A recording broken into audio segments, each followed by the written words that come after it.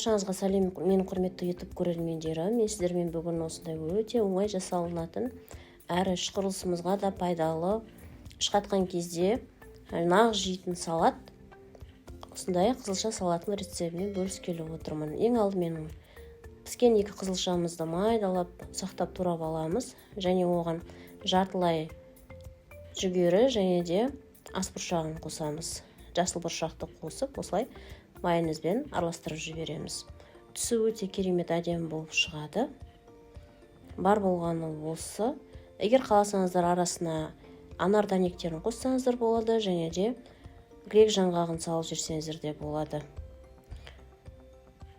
Каналымды жоғалтып алмас үшін тіркеліп, лайк басып, қолдау білдіріп қойыңыздар. Енді бұл салатты әркім өз қалауынша сәндей алады.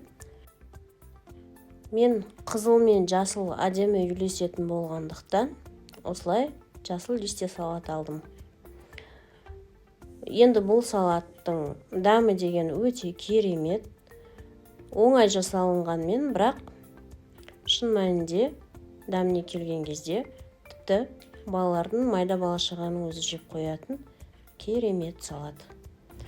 Ал салаттың үстіңгі бөлігіне осылай қызанақтардан гүл жасап, қалған жапырақтарды сәндеп, осылай сәнді салат етіп шығардым. Жасап көріңіздер, кеңес беремін. Келесі видеоларда көріскенше қош сау болыңыздар.